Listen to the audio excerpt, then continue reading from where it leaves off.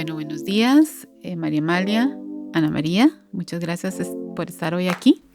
Venimos hoy un poco a reflexionar sobre lo que se nos viene encima, que es el quinto Congreso Universitario y cómo esta puede ser una oportunidad para la universidad de generar los mecanismos para que realmente la transversalización de género pueda ser, esté presente en todo el quehacer universitario.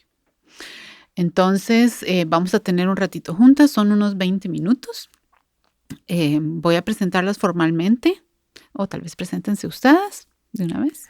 Bueno, mi nombre es Ana María Soto Blanco, soy académica del Instituto de Estudios de la Mujer y desde ahí tengo la posibilidad de coordinar el proyecto que implementa la política para la igualdad y la equidad de género de la Universidad Nacional. Igual, un saludo cordial. Mi nombre es María Amalia Penabat. Yo acompaño al equipo coordinador de la política para la igualdad y equidad de género de la Universidad Nacional. Muchas gracias, compañeras, por estar aquí. Yo soy Maritza Salgado, también soy académica del IEM y estoy encargada de la comunicación. Entonces, vamos con la primera pregunta. Ana María, dime 1, 2 o 3 palabras que se te vengan a la mente cuando yo digo perspectiva de género. Ok, diría que la primera sería visibilización, desigualdad para una vida digna de todas las personas. ¿La misma? Yo pensaría en mecanismo accionador, transformación y calidad de vida. Muchas gracias.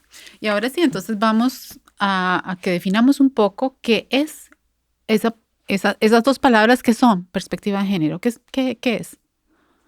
Ok, yo diría que así en términos simples, la perspectiva de género tiene que ver con un reconocimiento de que en la sociedad se nos interpreta desde esas identidades que ostentamos cada persona y que eso hace que juegue en todo momento la posibilidad que tengamos de tener oportunidades o no, de enfrentar violencias o no.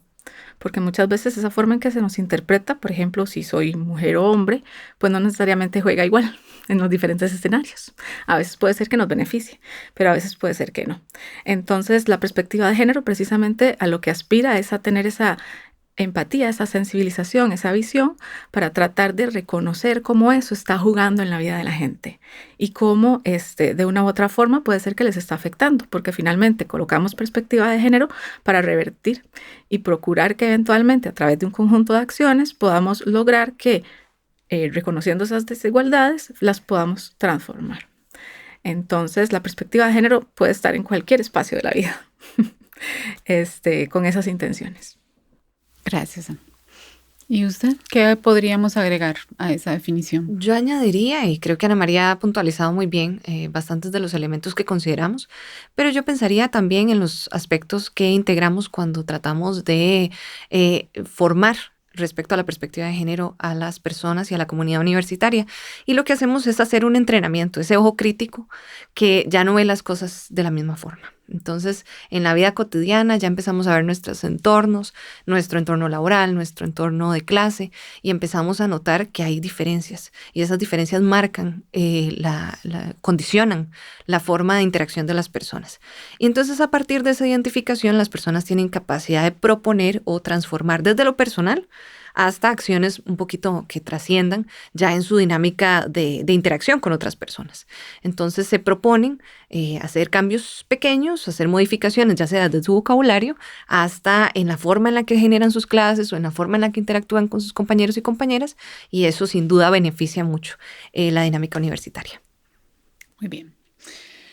Ustedes que trabajan en la política para la igualdad y equidad de género ya hace algún tiempo, cuéntenos un poco cuáles son esos principales retos que enfrenta la universidad para lograr esta transversalización de la perspectiva de género en los currículos. Bueno, yo pensaría que lo primero es que todavía a la comunidad universitaria le hace falta mucho comprender qué es perspectiva de género.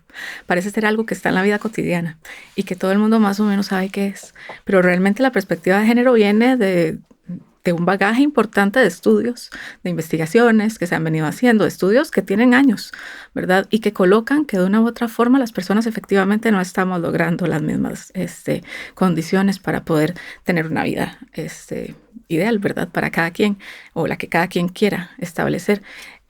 Y creo que todavía se cree en ocasiones que esto tiene que ver pues como con algo un poco caprichoso, digamos, que tiene que hacer si realmente no se reconoce que existe por algo normativa de derechos humanos en esta línea y que además la gente sigue investigando.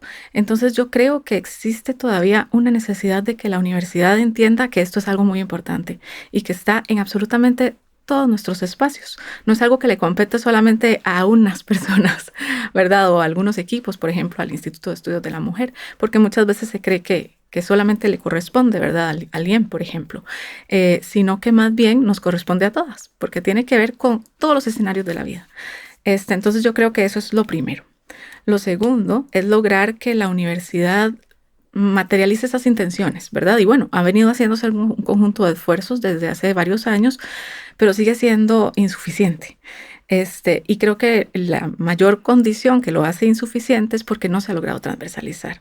Todavía se sigue focalizando, centralizando en algunos equipos esta tarea. Y no se reconoce que finalmente incorporar la perspectiva de género es un compromiso de toda la institución y que va desde las personas, desde el estudiantado, el profesorado, las personas investigadoras, las personas que van y hacen extensión, en realidad todas las personas, porque nos enfrentamos a la sociedad en todo momento. Entonces, creo que todavía no se ha reconocido que nos toca, digamos, de una u otra forma. No se ha reconocido esa necesidad. No solo la necesidad, sino además que tenemos que hacerlo, porque la universidad está comprometida con un conjunto de instrumentos de derechos humanos donde estos se han visibilizado como prioritarios en diferentes instancias, los ODS, por ejemplo, la CEDAW, ¿verdad? Todas las diferentes instrumentos normativos internacionales de derechos humanos colocan el tema de la perspectiva de género y no solamente colocan la importancia de reconocerla, sino además de materializarla, es decir, de invertir recursos para que finalmente se pueda trabajar en esto, porque la perspectiva de género requiere mucha investigación, porque no estamos hablando de que hay desigualdad solo porque sí. Tenemos que entender cómo en los diferentes momentos o en los diferentes escenarios de la vida se llevan a cabo, juegan, ¿verdad? Y para eso pues hay que investigar, hay que por lo menos detectar, hay que empezar a visibilizar y recoger datos, analizarlos y a partir de ahí identificar cuáles son las acciones más idóneas para poder intervenir y promover un cambio. Entonces, pues todo eso se tiene que hacer con tiempo, se tiene que hacer con recursos, con una inversión concreta. Entonces yo pienso que a la universidad le hace falta también reconocer que eso implica algo que va cambiándose en el tiempo y que esa inversión pues también va colocando cada vez más necesidades. Desde la PIEC nos ha ocurrido, hemos visto que cada vez más algunas personas llegan y se nos acercan y nos dicen, mira, es que eso yo nunca lo había visto así. Y de repente, ahora que lo estoy viendo, sí, veo que está afectándole a la gente, ¿verdad? Y le está afectando no solamente pues a las mujeres, ya no por decir solo porque son mujeres, sino porque efectivamente se enfrentan a un conjunto de estereotipos que les afecta a su vida cotidiana. Entonces, lo vemos específicamente, por ejemplo, cuando la gente tiene que producir artículos o, por ejemplo, cuando se está en el espacio de la clase y no todas las personas tienen las mismas oportunidades para ser escuchadas igual o, por ejemplo, en el pasillo, ¿verdad? O el hecho de llegar a la U no es igual para todas las personas, ¿verdad? Entonces, por ejemplo, ahorita que hemos estado enfrentando esta crisis climatológica, ¿verdad? Que es finalmente una crisis social, no todo el mundo lo enfrenta igual, ¿verdad? No es lo mismo ser una persona mayor, tratando de salir de su casa inundada, ¿verdad? Que ser alguien con otro conjunto de características, ¿verdad? O estar en Heredia Centro versus Guanacaste, Exacto. donde está rebasado de agua y tienen problemas solo para recibir ayuda de alimentos y demás, que en la ciudad de Heredia, que no tenemos las mismas dificultades, por lo menos en el centro. Se vive diferente. Sí, entonces desde la perspectiva de género, en principio estamos entrenadas para reconocer eso. Aspiramos a no ver como lo que se ve normalmente, sino tratar de entender cómo eso que es muy particular de las personas dentro de esta sociedad adquiere un significado totalmente diferente dependiendo de quién sos, ¿verdad? Porque efectivamente no es lo mismo si sos una mujer con un cierto nivel de ingreso, que tenés acceso a cuidados, por ejemplo, a contratar personas que te ayuden en los cuidados, a una persona que tal vez no tiene este acceso, ¿verdad? Entonces, y bueno, y si enfrentas diferentes crisis, no los enfrentamos igual. Y bueno, vivir la vida de la U se trata de reconocer eso en todos los estamentos.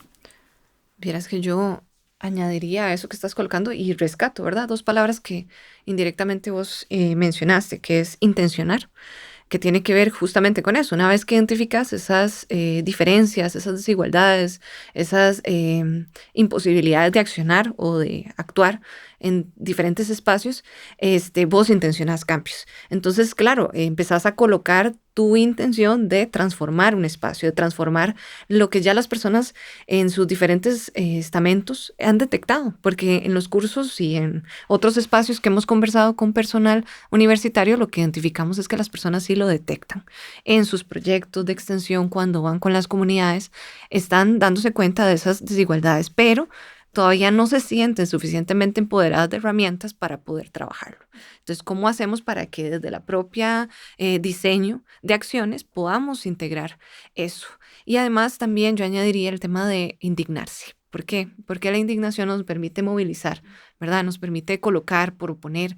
En el marco del Congreso Universitario es muy necesario eso, porque es el momento idóneo para proponer, para poner en común ideas que nos permitan transformar el contexto universitario. Ya sabemos, tenemos amplia experiencia, somos una universidad necesaria y en ese sentido, ¿cómo le entramos a colocar estos temas necesarios que nos están indignando y que además queremos hacerlo con todas las posibilidades del conocimiento desde una mirada de género, que también debo decir que un reto es eliminar esos mitos alrededor del concepto de género. La gente tiene miedo a los feminismos, la gente tiene incertidumbre sobre el tema de género, lo toma como un tema aislado. En algunos casos se da a entender que ya se superó las desigualdades y en realidad es un tema que evoluciona. Entonces, cuando ya nos damos cuenta que superamos una barrera, surgen nuevas. Y entonces hay que estar al tanto y buscando soluciones para mantenernos al corriente, no perder de vista que esto es un tema presente, que está en todo momento y que la vida universitaria expresa esas desigualdades. Y lo otro es que, como dice María Amalia, aparte de eso, de comprender qué es lo que está detrás de la perspectiva de género, no es solamente el mismo tema, siempre. La gente cree que a veces es, yo qué sé, que las mujeres tengan mejores oportunidades, pero ¿qué significa eso? Y además, de verdad, no solo mujeres, tiene que ver con un tema de violencia de género. Ve lo que estamos enfrentando, la oleada de femicidios en Costa Rica, no es casual. La gente dice, bueno, los hombres también los matan, ¿verdad? Y bueno, en algunas ocasiones efectivamente los hombres también mueren por un tema de condición de género. Se asume, por ejemplo, que los hombres mueren mucho más por muertes violentas, por ejemplo, asociadas a narcotráfico en este momento, ¿verdad? O por ejemplo, a alta velocidad de manejar un carro. O inclusive en algunas ocasiones se habla de por ejemplo, cardíacos, ¿verdad? Pero salud... sí, exacto, cardíacos, pero que muchas veces tiene que ver por la falta del cuidado a la salud. Esto tiene que ver también con nuestra formación. No todas las personas cuidamos igual la salud porque desde pequeñas, ¿verdad? Se nos entrena diferente a enfrentar el espacio. Entonces no es, a la salud. Pero entonces no es solamente este tema, ¿verdad? También están los otros temas, por ejemplo, de por qué de repente hay personas que adquieren mejores categorías salariales que otras, o por qué de repente las mujeres estamos en los puestos que efectivamente ganan menos en el mercado. Y no somos un montón en estas áreas de ingeniería, ¿verdad? Que sin duda ganan hasta un 300% más, a pesar de que las mujeres somos más escolarizadas y estamos más en la U también. Entonces, ¿por qué? Cuando vos decís que indignar tiene que ver también con reconocer que esto está ocurriendo, que es una realidad que todavía no se ha superado, que todavía las chicas, ¿verdad? Parcialmente desde pequeñas se nos dice que podemos o que tenemos que ser de una forma, igual que a los chicos, se nos entrena de esa forma. Y eso, cuando enfrentamos la vida, no necesariamente nos enfrenta a las mismas oportunidades. Entonces, eso juega, aunque parezca algo inocente de un momento, ¿verdad? Pequeño de la vida. Y la perspectiva de género incluye hablar de políticas de corresponsabilidad, hablar de temas de violencia, hablar de violencias en su diversidad, ¿verdad? Porque no es lo mismo, yo qué sé, que vos tengas que hablar en un aula donde la mayoría, por ejemplo, son hombres, pues no te sentís exactamente igual de tranquila que cuando no todos los ojos están encima tuyo, ¿verdad? Porque de repente sos la única persona diferente. Así coloquémoslo si tenemos una condición de discapacidad, por ejemplo, ¿verdad? La universidad entonces tiene la responsabilidad de este poder transformador, ¿verdad? Que es la educación, de empaparlo de todo lo que tiene que ver con género. Pero ustedes que son especialistas y han trabajado en el tema, ¿creen que lo está haciendo bien o falta mucho? Podemos inspirarnos y tomarnos, digamos, de este contexto que tenemos, que por un lado tenemos el contexto terrible que está sucediendo en nuestras calles, que es la violencia, ¿verdad? Con índices que nunca habíamos tenido, de más del 17% de homicidios, y tenemos un porcentaje muy alto de mujeres asesinadas de forma violenta. De esas, creo que son 22 ya las que son reconocidos como casos de femicidio, y hay otros, más de 40, que todavía no han sido, ¿verdad?, estudiados, no sabemos si son femicidios o no, pero sí sabemos que son mujeres que murieron de forma violenta. Entonces, un poco pensando en eso, ¿de qué manera la universidad puede promover esa educación que sea más inclusiva, más transformadora, que visibilice y contribuye a erradicar esas, no solamente desigualdades, pero también que aporte a esa construcción de una sociedad que sea más pacífica y que además coloque la dignidad humana en el centro? Bueno, yo no sé qué te parece a vos, empezaría por un reconocimiento de cómo la perspectiva de género es una herramienta que me apoya como universidad. Ya la Universidad Nacional se posiciona y es distinta de las demás por ese componente humanista tan fuerte que tiene.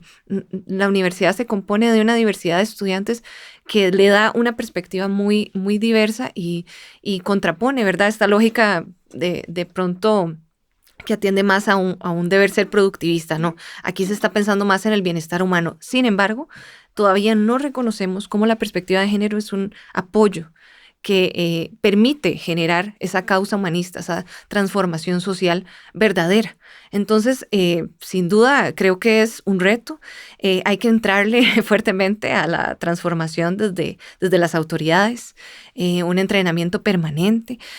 Claro, el estudiantado va movilizándose, ¿verdad? Y entonces hacemos esfuerzos permanentes para darles insumos, para que se enteren de la normativa que hay en su favor, pero además venimos con generaciones de estudiantes que cada vez tienen más insatisfacción con las dinámicas sociales y le piden a la universidad tomar acción. Entonces hay que aprovechar ese sentir del estudiantado y que la propia universidad reflexione, y como equipo de trabajo que somos, de los diferentes estamentos administrativo, académico y estudiantil, podamos conformar, ¿verdad?, ese apoyo desde la perspectiva de género más claro. Todavía siento yo que sí se ve una intención de hacerlo, pero no se materializa.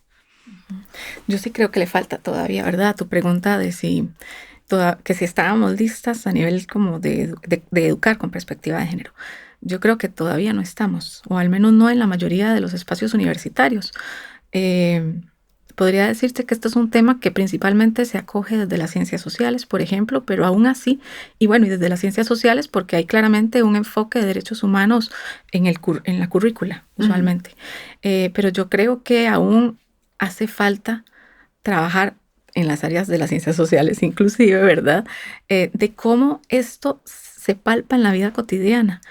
Creo que falta formación. Realmente nuestros recursos para apoyar en los procesos formativos son muy escasos. Nosotras, por ejemplo, ofrecemos un curso que es la inclusión de la perspectiva de género en la docencia. Estamos tratando de generar algún nivel también de cursos para trabajarlo en la investigación, en la extensión. Y hay una guía, ¿verdad?, de cómo transversalizar en la extensión. Hay una guía sobre cómo promoverlo también en la investigación. Es decir, hemos intentado generar un conjunto, una caja de herramientas, pero esto no es lo mismo verlo en papel que llevarlo a la práctica, porque el tema de género realmente pasa por entenderlo en nuestro cuerpo, de comprender que eso, ¿verdad?, va más allá de que ay, me excluyeron, ¿verdad? Porque al final parece que es o una guerra de los sexos o se cree que es un tema de víctimas, ¿verdad? Y no es así. Tiene que ver con cómo se organiza la sociedad, dándole a las personas una valencia diferenciada. Y eso, de una u otra forma, afecta, de nuevo, como dije antes, en todos los escenarios de la vida. Entonces, nosotras hemos logrado colocar esto. Hay escuelas que a veces nos piden un taller, pero no puede quedarse ahí. Yo creo Pero que son obligatorios, por ejemplo, este no son curso obligatorios. no es obligatorio. No son ¿Ustedes obligatorios. creen que debería ser obligatorio Muy algún interesante. programa? Creo que debería transversalizarse primero para el estudiantado en las carreras universitarias, pero lo que colocaba precisamente María Amalia ahora es cómo formar al funcionariado y el funcionariado todo, porque digamos, las estudiantes, a las primeras personas a las que llegan es, por ejemplo, a las compañeras secretarias. Las compañeras secretarias en sí mismas enfrentan muchas, o según algunas cosas que hemos venido tratando de indagar con una estrategia de corresponsabilidad que estamos tratando de armar apenas, nos damos cuenta que están súper saturadas, que su posibilidad, por ejemplo, de cumplir horario muchas veces, por supuesto, está determinada por pues su vida familiar, y sin embargo tienen que ignorarla, ¿verdad? Para poder enfrentar y atender y cumplir con sus obligaciones, estar a tiempo, etcétera. Y no significa que dejen de estarlo, es que pueden existir formas o procesos de organización institucional que facilitan que estos temas de la vida, como de que a alguien se le enferme un chiquito, o como que de repente haya que correr a ayudar a su mamá que se enfermó, ¿verdad? O a su papá, o ayudar a un hermano, o literalmente ayudar a los estudiantes que en este momento, por ejemplo, están enfrentando una crisis climática, ¿verdad? Bueno, es social, no solamente climática.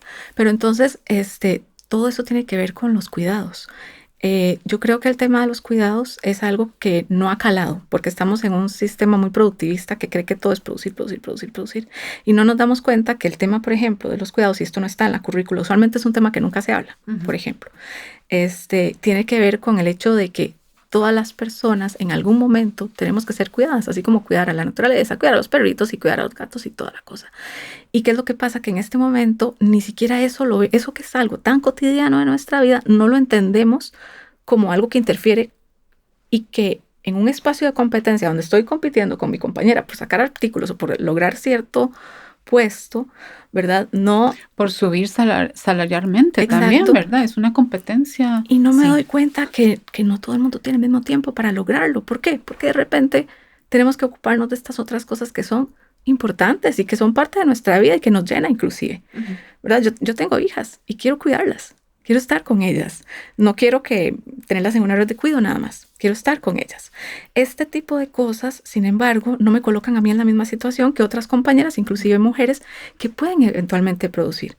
Pero ellas mismas tampoco cuidan de su salud personal. Sí. ¿Verdad? Los cuidados personales siempre están en el último lugar.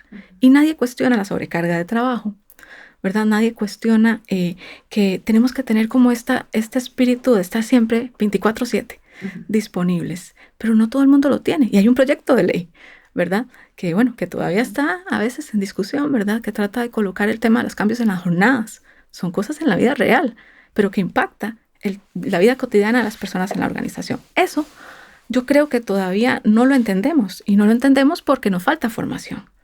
¿Cómo eso tiene que ver con género?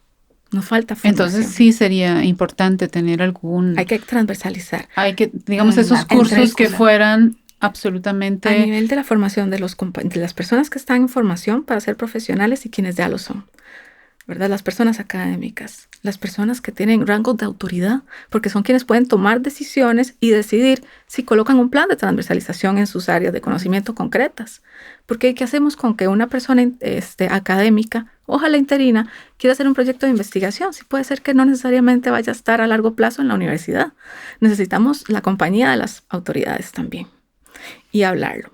Bueno, entonces un elemento que nos parece interesante de reflexionar, y ahora que lo estabas comentando, me volvió a la mente el tema de cómo a través de la normativa podemos hacer transformaciones. Nuestro equipo de trabajo ha buscado mucho atender desde la voluntariedad de las unidades académicas, desde su autonomía para decidir, y en esa medida hemos integrado planes de transversalidad de género. Ese ha sido el mecanismo que hemos establecido. Pero nos preguntamos, desde el Congreso Universitario, ¿cómo podríamos hacer transformaciones? Entonces encontramos un potencial enorme en poder proponer e invitar a las personas de la comunidad universitaria a proponer ideas de cómo incorporar la perspectiva de género de manera más formal en la práctica universitaria. Es decir, nosotras tenemos muchas ideas, tenemos equipos de compañeras y otras personas académicas que nos han afirmado su interés de colocar temas para promover que la política se implemente de mejor forma, pero todavía, digamos, quedaría mucho mejor, sería muchísimo más interesante que la comunidad identifique desde sus áreas del conocimiento esas transformaciones y proponerlas en el marco del Congreso. Sí, justamente la última pregunta que les quería hacer tiene que ver con el quinto Congreso, ¿verdad? Que probablemente nos ofrece una oportunidad única, estratégica, para impulsar justamente todos estos cambios que necesitamos para que realmente se haga esta verdadera transversalización de la perspectiva de género en la universidad. Entonces, yo quisiera que en respuesta a esta pregunta, ustedes fueran muy concretas y me dijeran cuáles son qué podemos, ¿verdad?, intentar cambiar con esta gran oportunidad que nos da el quinto Congreso. Bueno, yo creería que lo primero es, tenemos que fortalecer los procesos de formación y sensibilización en esta materia. 2, si tenés la duda, busquemos cómo implementarla, ¿verdad? Entonces, si yo digo, bueno, ¿por qué tiene que ver esto con mi espacio concreto de trabajo? Empecemos a investigarlo. Digo, no necesariamente tiene que ser la investigación formal, es solamente empezar a contar, ¿verdad?, quiénes están ahí, cómo viven de forma diferenciada, tal vez el hecho de estar en ese espacio, las personas. Y bueno, podemos, a veces el otro día un compañero nos decía, es que eso yo nunca lo pensé. Y sin embargo iba a hacer esta pregunta tan neutral y de repente no pensé que tal vez estas personas iban a vivirlo de forma diferente, ¿verdad? Es solamente a veces hasta cómo hacer la pregunta, ¿verdad? Entonces, digamos, claro, yo digo, nosotras podemos acompañar en asesorar. Ahí después es cuando yo digo que en la vida real no nos da la capacidad para asesorar tanto en la U. Por eso, por otro lado, la U también tiene que ir generando equipo y músculo en todos los diferentes departamentos para tener a sus especialistas que apoyan a colocar este enfoque, entre otros, ¿verdad? O sea, no tiene que ser el único, puede haber acompañamiento para trabajar enfoques de derechos humanos y bueno, de género interseccional, que es sumamente importante, y cómo se acompaña, por ejemplo, a cada facultad, a cada sede o a cada vicerrectoría, ¿verdad? Se le podría colocar una persona o dos o un grupo, etcétera, ¿verdad? No sé, hay que idear las estrategias para que acompañe y juntas, ¿verdad?, tratemos de ir identificando cómo hacerlo. Entonces, ocupamos armar la estrategia institucional que responda a ese conjunto de necesidad de cómo empezar a visibilizar y hacerlo. En esa línea, yo pensaría que también entonces tenemos que dialogar y que, como decía María Amalia, desde ahí lo rescato, para crear, porque no tenemos las estrategias claras en todo. Muchas veces esto, como es un tema tan poco visto, pues hay que crear, hay que inventar. Hay que ver cómo hacemos para que efectivamente haya una posibilidad, digamos, más idónea de vida para las distintas personas. Inclusive reconocer la diferencia entre nosotras, entre todas las personas, porque efectivamente, aunque parezcamos más o menos similares, con historias de vida más o menos en algunas cosas, bueno, nadie tiene una historia de vida igual, pero con más o menos algunas condiciones, digamos, parecidas, no somos iguales, ¿verdad? Entonces yo creo que esto tiene que ver, y aquí el tema humanista también lo rescato, con el dialogar con la otra persona, el reconocernos, y no de verdad de víctimas, sino desde el hecho de ver que no todo el mundo puede hacerlo todo igual, y por lo tanto tenemos que tener la capacidad de poder hacer algo diferente, porque a veces se cree que la culpa es de esa persona y nosotras mismas decimos, uy, hubo tal situación, seguro fue porque yo no lo hice, porque a mí me faltó, porque, ¿verdad? Una se lo tira a una misma. Sí. Y no es para una quitarse responsabilidades de nada, pero sí es para reconocer que tal vez la estructura no es igual de fácil para todo el mundo, ¿verdad? Entonces, ese reconocimiento es importante, pero no lo vamos a ver así de repente. Lo vamos a ver a partir de un proceso formativo. Por eso la U tiene que generar las herramientas para dotar de herramientas al funcionariado en su diversidad. Y en todos los espacios. ¿Qué pasa con proveeduría? ¿Verdad? O sea, con esos espacios administrativos. ¿Qué pasa cuando armamos un evento, por ejemplo, o convocamos a un congreso, o convocamos a un seminario, a un curso? La gente ocupa la misma situación, o sea, todo el mundo tiene la misma situación para poder escuchar, para estar, para participar, para hablar, para levantar la mano. No todo el mundo, ¿verdad? Entonces yo creería que hay que generar herramientas, visibilizar, generar herramientas para ayudar a las personas a que lo vean, ¿verdad? A los diferentes estamentos a que lo veamos, dialogar para darnos cuenta y finalmente crear estrategias. Esa capacidad inventiva. Y vamos a ver, yo pensaría que un tema que facilita es la transversalización en la currícula, que todas las formaciones, todas las propuestas formativas incorporen al menos algún curso. Y eso es una base, se puede hacer muchísimo más con una propuesta formativa. Hay temas que están en el tintero en ese sentido y que nosotras hemos trabajado en este último año. Por ejemplo, el tema de visibilizar el presupuesto que se invierte en materia de género, y creo que desde ahí se puede crear algunas propuestas que el Congreso Universitario retome, porque lo que nos damos cuenta es que la universidad todavía no está lista para declarar todo lo que hace, porque hacemos muchas cosas, lo sabemos muy bien, pero no lo logramos denominar en un presupuesto. Y nos toca, ¿verdad? Nos toca estudiar cómo lograr visibilizarlo. Y otro tema que yo colocaría es la participación política, porque en estos momentos nos damos cuenta que todavía es bastante limitada una participación paritaria, a pesar de que hay un espíritu de que así lo sea. Pero en la práctica no hay interés. Hay un desapego asociado a las violencias que se enfrentan cuando se participan de espacios de esta índole. Entonces, ¿cómo quitar eso? ¿Cómo generar más participación? ¿Cómo propiciar que las personas estén en la toma de decisiones? Y eso nos lleva a otras reflexiones sobre quién toma las decisiones, quién puede tomarlas, quién no puede tomarlas. Bueno, eso entre algunas cosas que podría comentar. Hay miles de espacios. Por ejemplo, a veces hacer que las personas coloquen en un sistema, por ejemplo el CIA o en CIGESA, una indicación concreta asociada, bueno, ahorita lo hacen, por ejemplo, a los ODS. Bueno, lo podrían hacer asociado a la PIEC, conocer la PIEC, pero no conocer la PIEC como algo que le toca a un equipo concreto de implementación, sino conocer que la política para la igualdad y la equidad de género de la Universidad Nacional es eso, es una política institucional. Y además es una política institucional que responde a políticas nacionales y a normativa internacional de derechos humanos. A nosotras en este momento nos está llamando la Comisión para la Eliminación de todas las formas contra las mujeres a decir qué estamos haciendo.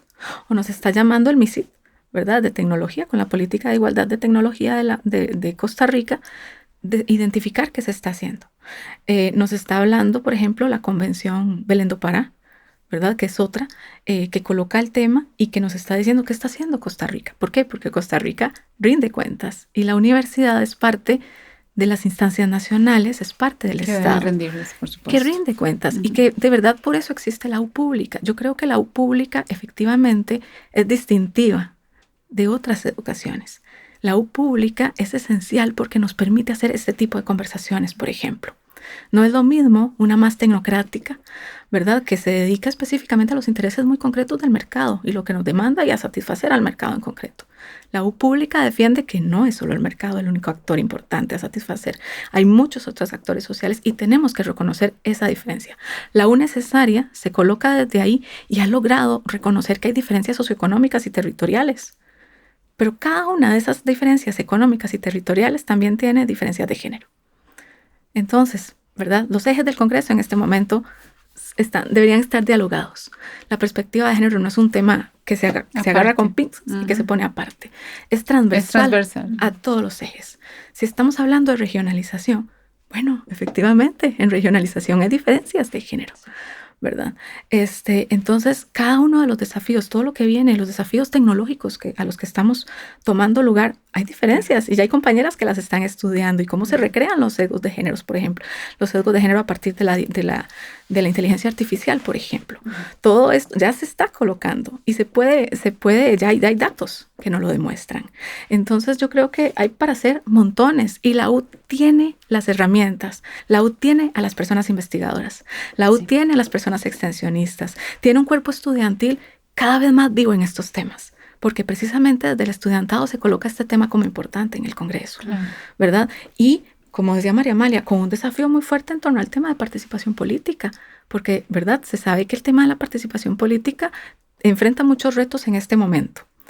Y ahora, con condición de género, seguimos siendo, no estamos igual. No todo el mundo se coloca un proyecto político de frente. Yo misma, ¿verdad?, me lo cuestionaría si de repente digo, uy, todo el tiempo que me va a quitar aparte del trabajo con mis hijas, ¿Cómo voy a hacer eso si esto me implica estar ahí poniendo cuerpo, alma y todo? ¿Verdad? Es un tema que afecta la vida y que de una u otra forma impacta en cada una de nuestras decisiones. Entonces yo sí creo que el Congreso Universitario es una oportunidad para empezar a hablar de este tema, que coloquemos ponencias, que digamos cómo en cada uno de esos escenarios la perspectiva de género está jugando. Hay que visibilizarlo, porque si no lo visibilizamos, pues no lo podemos hablar. Por algo estamos hoy aquí, ¿verdad? Visibilizando ese tema.